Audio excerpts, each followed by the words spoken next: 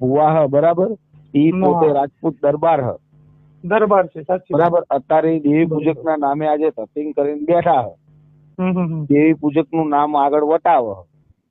એની અંદર દેવી પૂજક સમાજના લોકો એમ કે અમે ભાઈ દેવી પૂજક નહીં, અમે વાઘરી છે અને અમે સપોર્ટ કરવી. બરોબર. હવે વિચાર કરો તમે તમારા નોલેજ પ્રમાણે કે ભાઈ આ રીતે છોકરાઓ હાલતા હોત બરાબર, તો આ ડોક્ટર ની વિજ્ઞાન ની જરૂર જ ના પડત, આ મશીનો આવત જ નહીં આપડા ઇન્ડિયા ભારતમાં. ઇન્ડિયામાં સાચી વાત છે, ના આવત. તો હું એમ કહું કે હજુ તમે કઈ સદીમાં જીવો છો.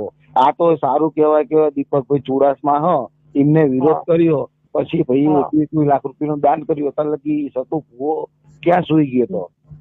એ જ ને મારું કહેવાનો મતલબ આ દીપકભાઈ ચુડાસમા એમને વિરોધ કર્યો, પછી ઓલા અનિલભાઈ શેખલિયા એમને બે લોકો વિરોધ ચાલુ કર્યો, ત્યારે એમને બધું જાગ્યું. અત્યારે લગી લોકો ક્યાં સુઈ ગયા હતા? ક્યાં સુઈ ગયા હતા? હા, તો તમે આવી ખોટી શ્રદ્ધામાં શું કરવા પડો છો? આ દેવી પૂજક નો છોકરો હ દીપક ચુડાસમા બરાબર, એ પોતે અત્યારે સંવિધાન ન માને, વિજ્ઞાન ન માને, અને તમે દલિત થઈને તમે આ પોપાઓ ને ભુવાવાળા ફોટા માનો તમે, એમાં તમારી બી ભૂલ હે મોટા ભાઈ શનિભાઈ.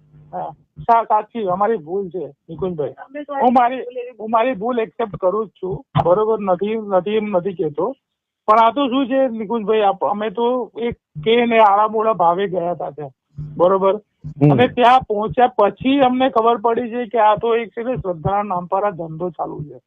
100% પણ હું તમને એમ કહું, કર્મ ને માનો આપડે, મારી વાત શનિભાઈ, આપડા કર્મ ને માનો, આપડા નસીબ ને માનો, અને હું એવું નહીં કહેતો કે ભગવાન નહીં, ભગવાન છે આપડા હૃદયમાં.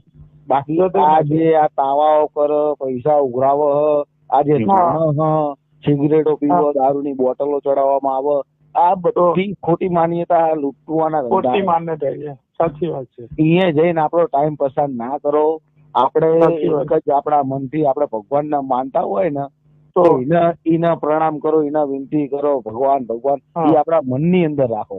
બાકી તમે કોઈ ભુવા જોડે જશો, અહીંયા 500 રૂપિયા આલશો, 5 કલાક બગાડશો, તો એની અંદર તમને કોઈ નિરાકરણ નહીં આવે તમારી જોડે. નહીં આવે, સાચી વાત છે. તમારા કિસ્મતમાં જે લખેલું હશે